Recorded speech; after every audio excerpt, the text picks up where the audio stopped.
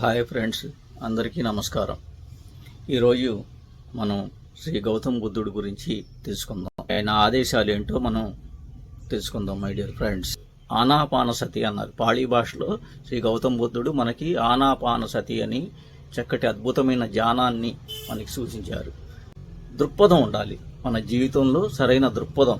అష్టాంగ మార్గాల్లో ఫస్ట్ ఏంటంటే దృక్పథం, గోల్. నేను ఈ జగత్తు మొత్తం ధ్యానమయం చేస్తాను, లేకపోతే శాకాహారమయం చేస్తాను. అలాగే నేను ఈ మొత్తం లోక కళ్యాణం కోసం నేను పాటుపడతాను. సరైన దృక్పథాలకి అనుగుణంగా సంకల్పాలు చేయాలి. అంటే ప్లాన్స్ వేస్తూ దానికి అనుగుణంగా పనులు చేయాలి. అదేవిధంగా మరి సరైన ఉద్యోగం, జీవన భృతి.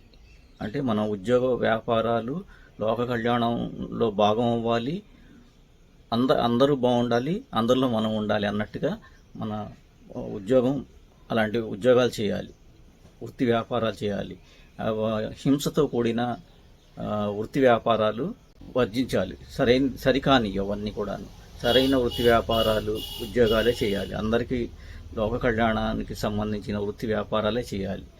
అలాగే మరి సరైన దృక్పథము, సంకల్పము, పనులు, సరికాని పనులు చేయకూడదు, సరైన పనులే చేయాలి. ఉద్యోగం, జీవన భృతి, సరైన జీవన భృతిలే చేయాలి. సరైన శ్రద్ధ, ఏకాగ్రత. ఏ పని చేసినా శ్రద్ధ, ఏకాగ్రతతో చేయాలి. కాన్సన్ట్రేషన్. ఏ పని నడిచేటప్పుడు నడక మీద అన్నారు. అలాగా అన్ని మన వ్యవహారాలన్నీ కూడాను శ్రద్ధ సబూరి అంటున్నారు కదా, అలా చేయాలన్నమాట. ఇలాగ 8 రకాలైన మన జీవనం దుఃఖం లేకుండా హ్యాపీగా ఉండడం కోసం ఆయన అష్టాంగ మార్గాల్ని సూచించారు. మరి 3 కమాండ్మెంట్స్ అంటే ధ్యానము, మధ్య మార్గము, అహింసా ధర్మము. ధ్యానం అంటే తెలుసు కదా, శ్వాస మీద ధ్యాస. దీన్నే పాళీ భాషలో ఆయన ఆనాపానసతి అని పిలిచారు. ఆనా అంటే ఉచ్ఛ్వాస, అపాన అంటే నిశ్వాస, సతి అంటే కూడి ఉండటం. సరికాని ధ్యానం ఎన్నో ఉన్నాయి. 108 రకాలైన ధ్యాన పద్ధతులు ఉన్నాయి. అందులో సరైన ధ్యానము కేవలము శ్వాస మీద ధ్యాస, ఆనాపానసతి ధ్యానం ఒకటే మై డియర్ ఫ్రెండ్స్. అదే ఆ ధ్యానాన్నే చేయాలి. 3 ఆదేశాల్లో ఒకటి ధ్యానము, మధ్య మార్గం. మధ్య మార్గం అంటే మన ఆలోచనలు, మన వాక్కు, మన యొక్క వ్యవహారాలు, పనులు అన్నీ కూడా మధ్య మార్గంలో ఉండాలి. ఎక్కువ ఆలోచించకూడదు, తక్కువ ఆలోచించకూడదు. ఎక్కువ తినకూడదు, తక్కువ తినకూడదు. ఎక్కువ పడి పనులు చేయకూడదు, అలాగని ఏ పని లేకుండా ఉండకూడదు. అన్నీ మధ్యస్థంగా ఉండాలి. మధ్య మార్గము ప్రజ్ఞాకారకము అన్నారు ఆయన. ధ్యానము, మధ్య మార్గము, మరి అహింసాధరము. ఏ ప్రాణిని ముఖ్యంగా చంపకూడదు. No killing. ఏ జీవిని తినకూడదు. మాంసం అనేది ముట్టుకోకూడదు. మాంసం మన ఆహారం కాదు, కేవలం శాకాహారమే తీసుకోవాలి. అహింసా ధర్మంలోనే జీవించాలి. అదేవిధంగా మరి అష్టాంగ మార్గాలు, బ్రహ్మ విహారాలు 4. అంటే అందులో మైత్రి, కరుణ, ముదితము, ఉపేక్ష. మైత్రి అంటే మనకంటే డబ్బులు, భౌతిక సంపదలు కానీ ఉన్నప్పుడు వాళ్ళతో మైత్రి అంటే వాళ్ళని చూసి మనం వాళ్ళ పట్ల మైత్రి కలిగి ఉండాలి. అసూయ, ద్వేషం ఉండకూడదు. మైత్రి, కరుణ. మనకంటే డబ్బులు ఆర్థికంగా కానీ పరిస్థితుల్లో తక్కువ ఉన్న వాళ్ళతో కరుణా ధర్మం. మన దగ్గర ఉన్నవి వాళ్ళకి ఇవ్వాలి. వాడితో కరుణతో వ్యవహరించాలి. తక్కువ ఉన్నాడు కదా అనేసి వాళ్ళని చీప్గా చూడకూడదు. ఉపేక్ష. ముదితము, ఉపేక్ష అనేది ఆధ్యాత్మిక పరంగా మనకంటే బాగా ఆధ్యాత్మికంగా ఎక్కువ స్థితిలో ఉన్న వాళ్ళ పట్ల హ్యాపీనెస్. చక్కగా వాళ్ళు third I visions, astral travels అన్నీ వాళ్ళు ధ్యానంలో మాస్టర్స్ పట్ల చక్కగట్టి హ్యాపీనెస్తో ఉండాలి. ఉపేక్ష అంటే ఆధ్యాత్మికత లేని, ఆత్మజ్ఞానం లేని వారి పట్ల కొద్దిగా దూరంగా ఉండాలి. అంటే ఉపేక్షించాలి. వాళ్ళ ఆధ్యాత్మికంగా వాళ్ళ ఆలోచనలు కానీ కొద్దిగా ఆధ్యాత్మిక మార్గంలోకి వచ్చినప్పుడే వాళ్ళతో ఉండాలి. 6 నెలలు సావాసం చేస్తే వాడు వీడవుతాడని సామెత ఉంది కదా, అలాగా మనం ఆధ్యాత్మికత కి దగ్గరగా ఉన్న వాళ్ళతోనే ఉండాలి. వాళ్ళ సత్యాన్ని తెలిసిన వాళ్ళతోనే మనం దగ్గరగా ఉండాలి. ఉపేక్షించాలి. పూర్తిగా భౌతికంగా కష్టాలు ఎకరో పెట్టేవాడు భౌతిక దీంతో పూర్తిగా మమేకమైన వాడితోకి కొద్దిగా దూరంగా ఉండాలి.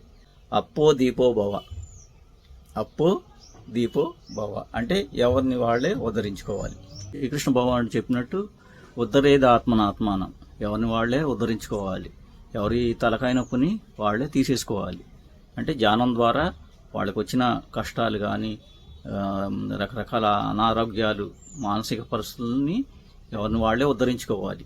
అప్పో దీపో ఎవరి దీపాన్ని వాళ్ళే వెలిగించుకోవాలి, ఎవరిని వాళ్ళే నడిపించుకోవాలి, ఎవరి మీద ఆధారపడకూడదు అనేది బుద్ధుడి యొక్క ఆయన ఆదేశాలు. ఇవన్నీ పాటిస్తే జీవితంలో హ్యాపీనెస్, సుఖంగా సంతోషంగా ఉంటాం. లేకపోతే ఎప్పుడు ఆయన ఇవన్నీ తెలుసుకోవాలి. ఆయన జగద్గురువు, మనం మానవాళికి ఆయన చక్కటి జ్ఞానాన్ని అందించాడు. ఏ విధంగా దుఃఖం నుంచి బయటపడాలో, ఎలా జీవించాలో మనకు తెలియజేశాడు.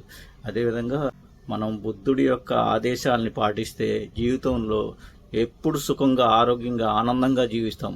చనిపోయిన మరణాంతర జీవితం కూడా మళ్ళీ జన్మమరణాల యొక్క ఈ చక్రం నుంచి కూడా మనం పునర్జన్మల నుంచి కూడా మనం బయటపడతాం.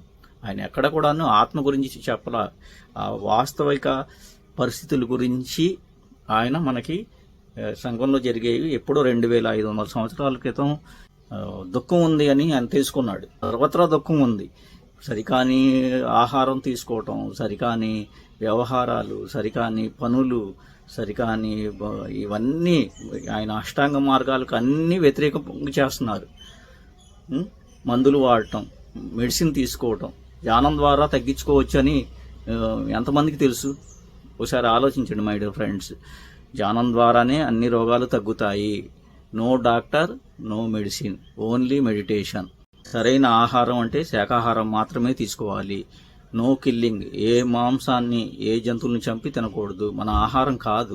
సరైన ఉద్యోగ వ్యాపారాలు సరైనవి చేయాలి. ధర్మయుక్తంగా ఉండాలి. సంఘానికి మంచి కల్పించేగా చేయాలి.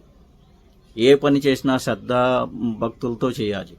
శ్రద్ధ సబూరి అన్నారు. శ్రద్ధతో చేయాలి, దాని మీద ధ్యాస పెట్టాలి. ఉద్యోగ వ్యాపారాలు, వ్యవహారాలు, వాక్కు, పనికిరాని మాటలు ఒకటి కూడా మాట్లాడకూడదు. పనికిరాని చూపు ఒకటి చూడకూడదు.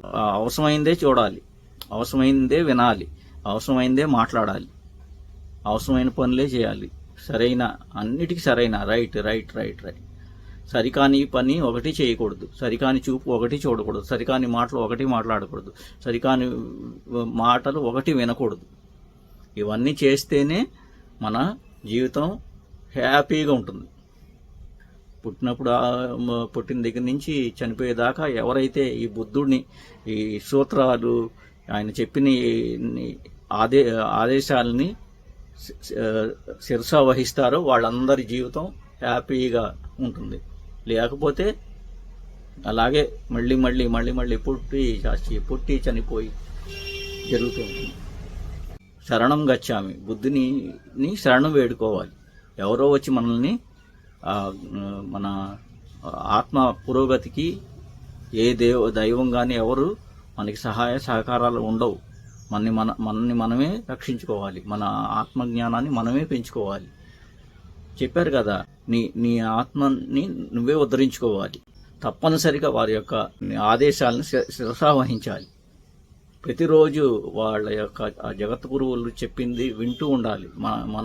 శ్రవణము, మననము, నిధిధ్యాసన, సాక్షాత్కారం, ఇవన్నీ ఎప్పటికప్పుడు చేస్తూ మన జీవితాన్ని ఆనందమయం, ఆరోగ్యమయం చేసుకోవాలని మీ అందరినీ కోరుకుంటున్నా.